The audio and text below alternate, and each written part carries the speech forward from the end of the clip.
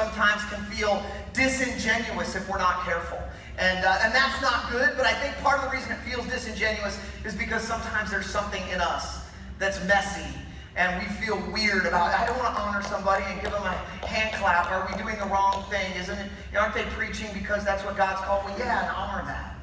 Isn't someone serving as a mom in a home, raising up her kids, and honor that? Like, let's just be great about giving honor. So anyway, I think that one of the challenges we run into, and we're going to talk about 3 particular places today for a few minutes, that honor is a problem is, one, I'm not sure that we fully recognize the fundamentals of honoring God. That's the first thing. We're going to talk about that for a few minutes. The second thing we're going to talk about is honoring our spouse. And the third thing is honoring our children. We read the verses about children honoring their fathers and mothers, but do we understand? And it leads to our big idea for today. So write this down.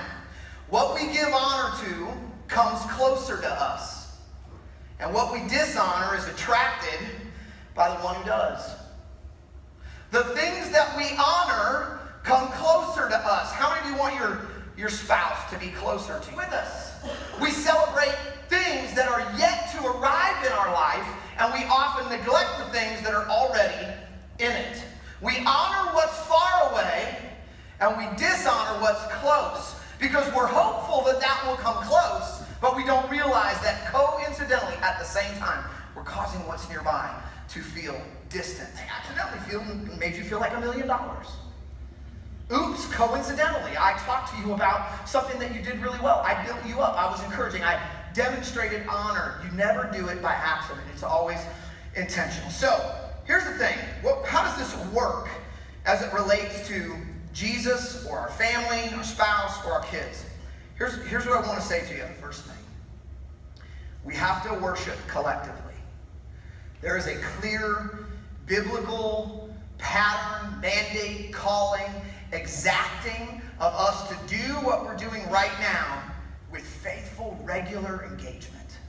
The call to worship is not an individual call, although there's an individual call I'll talk about in a minute. It's a collective call. The gathering together to worship. Now, here's my question is, when it comes to a life of honor, have we treated the collective worship of God lightly?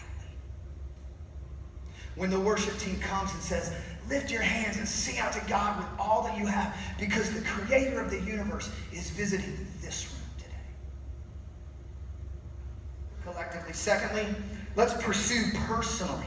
If you want Jesus to draw close, you want to pull the presence of God close, we have to worship well collectively. Honor the place, honor the practice, honor the house of God, honor the time that we gather collectively. Because listen, it's an hour 15 minutes. We're here worshiping God collectively, but there is a practice personally that we have to put in if we're going to pull God closer. I want to suggest that these are like the big meal, but man, you can't live on it. That without the personal moments with God on a daily, regular basis, we are demonstrating a lightness about how close we want God to be because we're familiar with him being nearby. Here's the third thing, quickly, and then we'll transition to spouses real quick. We have to worship collectively, we have to pursue God personally, and then we have to respond resourcefully. We have to respond resourcefully. In other words, God gets the first of our week because we gather here on Sunday, and we come early, and we stay to the end, and we go after God with all that's in us, because I don't want to miss a moment of the presence of God when he's here. And then during the week, I spend my time, the first of my day with God, getting a hold of him, reading his word, talking to him. But here's the question, and I'll teach more on this in a little while. But did you know that the first of our resources is our covenant response to God's covenant action with us?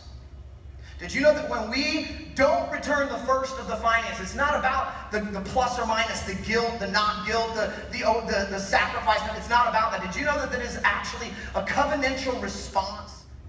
Our spouse will draw closer when we learn who they are more than we show them who we are. It'll give us wisdom and insight into the key of who that woman is right there. How do I learn to love her and know her and serve her and get to know her better? Because what is honorable to her is that I get to know who she is rather than constantly go, here's who I am. You want to see who I am?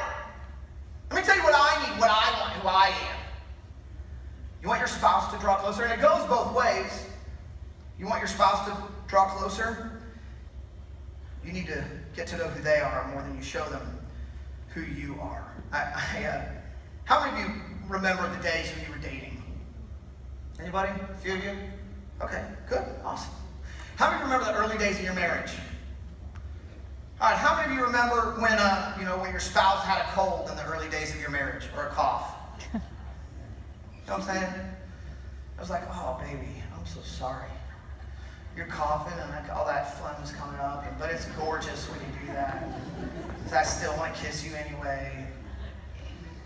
You just go lay down in bed. I'm going to bring you like a hot thing for your head. I'm going to run out and get you some stuff. And I'm going to cuddle on the bed, take a selfie of us, and post it on my Facebook. Right?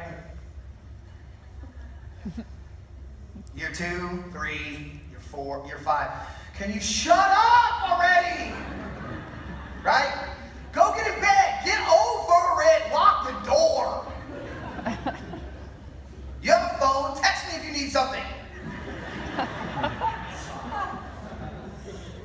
As long as I'm going after getting to know her and find out more about her and understand more about her, everything from her temperament to her gift mix to her skill set to her fears and to her joys, I'll draw her close to me.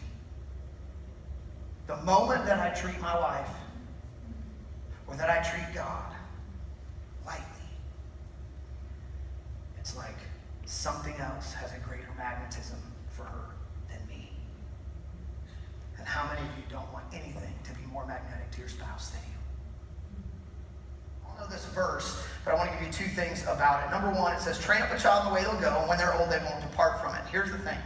First thing I want you to write down. Serve your kids' future self more than you serve their current self. You want to draw your children close to you? Serve the future them more than you serve the current them.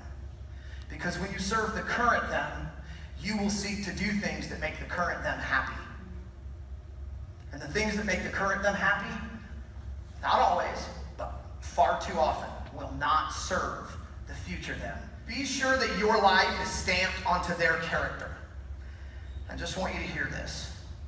Scripture says in the book of Proverbs, chapter 15, verse 33, it says, humility comes before honor. And here's what I want you to understand. A lot of times when we are trying to train up our children, even when we're thinking about their future self, we miss the stamping of what we value onto their character. We simply stamp skills onto their future. And the things that we value are actually making indelible, eternal, long-term impact on who they are. And I'll give you this last thing. One of the things that I think is so hard for us as parents, and we think that it is somehow undermining our place of authority, is the issue of humility in our mistakes with our family or our children. And so I just want to say that some of the most amazing moments where my kids have felt the most honor, respect, affection for me as their dad have not been the ice cream truck moments or the Disney trip or whatever. It's been when dad messes up or mom messes up and we let all the emotion dip. And we come and we sit down with them and we say, hey, I blew it. I lost it with you. I yelled at you. I was angry with you. I said things I shouldn't have said. The principles we still need to live by this principle. But the way I handled it wasn't right. Will you just forgive me? And we humble ourselves before our kids, and it feels so contrary to the issue of parent-child. But I'm just telling you, it is it honors your kids. It practices